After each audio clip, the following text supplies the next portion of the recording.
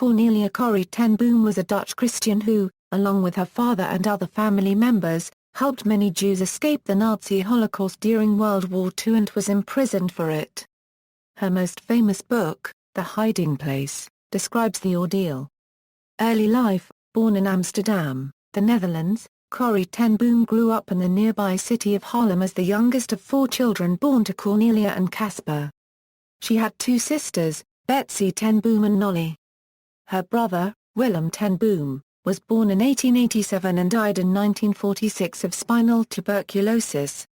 Corrie's 3 maternal aunts also lived with her family. Bet died in the early 1920s of tuberculosis. Jans died in the mid-1920s of diabetes. And Anna, who took care of the children after their mother's death, died in the early 1930s. Caspar ten Boom worked as a watchmaker, and in 1924 Corrie became the first licensed female watchmaker in the Netherlands. Corrie and Betsy never married, and until their arrest they lived their entire lives in their childhood home in Haarlem. Corrie also ran a church for mentally disabled people, raised foster children in her home, and did other charitable works. World War II: in May 1940, the Nazis invaded the Netherlands. Among their restrictions was banning a club which ten Boom had run for young girls. In May 1942 a well-dressed woman came to the ten Booms with a suitcase in hand and told them that she was a Jew. Her husband had been arrested several months before, her son had gone into hiding, and occupation authorities had recently visited her, so she was afraid to go back. She had heard that the ten Booms had helped their Jewish neighbors, the Vials, and asked if they might help her too. Caspar ten Boom readily agreed that she could stay with them. A devoted reader of the Old Testament, he believed that the Jews were the chosen people, and he told the woman, "In this household, God's people are always welcome." The family then became very active in the Dutch underground hiding refugees. They provided kosher food for their Jewish refugee guests and honored the Jewish Sabbath. Thus the ten Booms began the hiding place, or de schuilplaats, as it was known in Dutch. Corrie and Betsy opened their home to refugees both Jews and others who were members of the resistance movement being sought by the Gestapo and its Dutch counterpart. They had plenty of room, although wartime shortages meant that food was scarce. Every non-Jewish Dutch person had received a ration card, the requirement for obtaining weekly food coupons. Through her charitable work, ten Boom knew many people in Haarlem and remembered a couple who had a disabled daughter. The father was a civil servant who by then was in charge of the local ration card office. She went to his house one evening, and when he asked how many ration cards she needed, "I opened my mouth to say, 5, ten Boom wrote in the hiding place. But the number that unexpectedly and astonishingly came out instead was 100. He gave them to her and she provided cards to every Jew she met. Secret room. With so many people using their house, the family built a secret room in case a raid took place. They built it in Corrie ten Boom's bedroom because it was on the house's top floor, hopefully giving people the most time to hide and avoid detection, as searches usually started on the ground first floor. A member of the Dutch resistance designed the hidden room behind a false wall. Gradually, family and supporters brought building supplies into the house, hiding them in briefcases and rolled-up newspapers. When finished, the secret room was about 30 inches deep, the size of a medium wardrobe. A ventilation system allowed for breathing. To enter the secret room, a person had to open a sliding panel in the plastered brick wall under a bottom bookshelf and crawl in on hands and knees.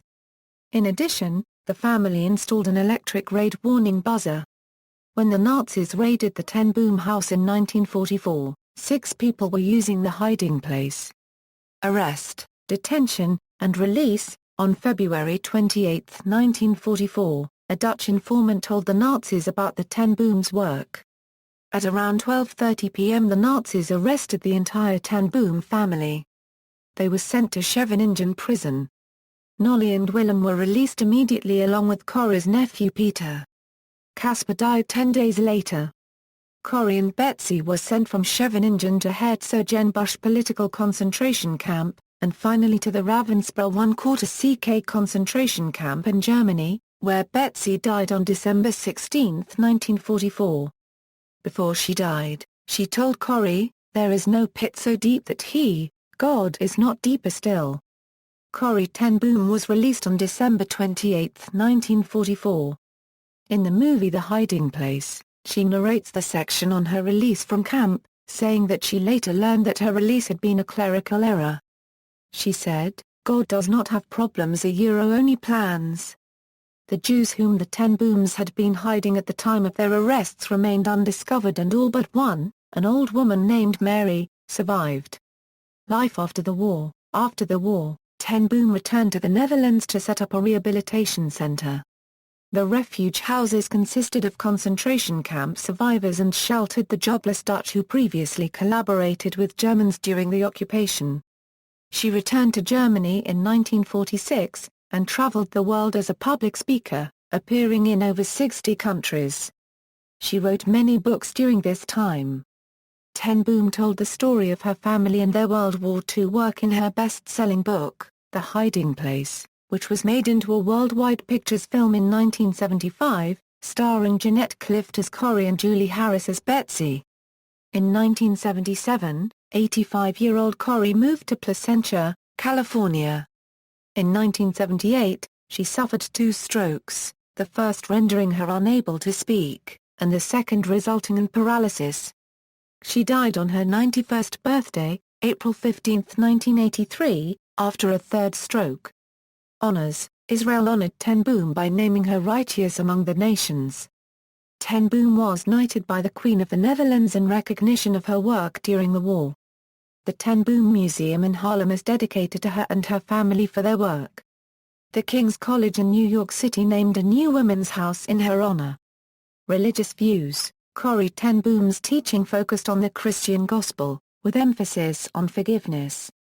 In her book Tramp for the Lord, she tells the story of an encounter while she was teaching in Germany in 1947. She was approached by a former Ravensbrück one-quarter CK camp guard who had been known as one of the cruelest. Reluctant to forgive him, she prayed that she would be able to. She wrote, "For a long moment we grasped each other's hands, the former guard and the former prisoner. I had never known God's love so intensely as I did then." In the same passage, she wrote that in her post-war experience with other victims of Nazi brutality, those who were able to forgive were best able to rebuild their lives. She appeared on many Christian television programs discussing her ordeal during the Holocaust and the concepts of forgiveness and God's love. She was known to practice the doctrine of speaking in other tongues. She rejected the doctrine of the pre-tribulation rapture and wrote that it was without biblical foundation. She believed that such a doctrine left the Christian church ill-prepared in times of great persecution, such as in China under Mao Zedong. She often quoted a favorite saying of her sister, "There is no pit so deep that he, God, is not deeper still." References. Further reading: Bays, Kirsty Hoff, The Life of Corrie ten Boom. Corrie ten Boom, Chronicles of Faith. Beckhaus, Halcyon, Corrie ten Boom, Heroes of the Faith. Binge, Janet. Binge, Jeffrey Geo for unregistered trademark, Corrie ten Boom, Keeper of Angela unregistered trademark S. Denner. The Secret Room, The Story of Corrie ten Boom, 1981a. Briscoe, Jill, Corrie ten Boom, Paint the Prisons Whittier. Brown, Joan Windmill, Corrie, The Lives She Touched. Carlson, Carol C., Corrie ten Boom, Her Life, Her Faith. Couchman, Judith, Corrie ten Boom, Anywhere He Leads May, de Kroon, Ellen, My Years with Corrie. Maines, David, The Corrie ten Boom Story, Turning Pointer. Mackenzie, Catherine, Corrie ten Boom, Are All the Watchers Safely? Milosh, Rena. Copyright E. Pollard, Brian, Corrie ten Boom, Shining in the Darkness.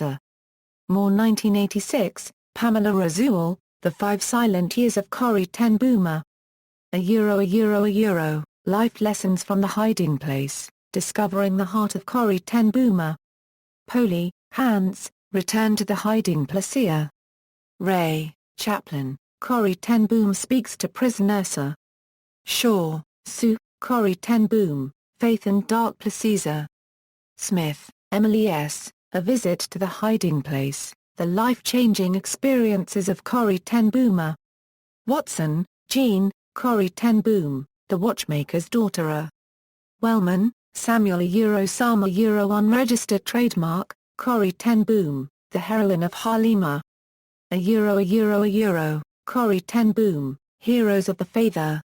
White, Kathleen, Corrie ten Boom. External links, Corrie ten Boom Museum. Holocaust Rescuers Bibliography, Hart has Renaissance. Corrie ten Boom at Find a Grave. Corrie ten Boom, U.S., Holocaust Memorial Museum. Corrie ten Boom, History, Harlem Shuffle, Corrie ten Boom A Dutch Savior, Saviors, Raoul Wallenberger.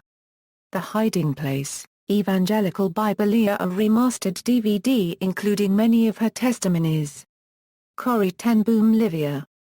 Corrie ten Boom, Interfaith Hero, 2nd Annual Interfaith Heroes Month, Read the Spirit, January 2009 A. Hartley, Al, The Hiding Place, Carps Placia. Burdick, Elizabeth, No Pit So Deep, The Life and Witness of Corrie ten Boom, Passion Playa.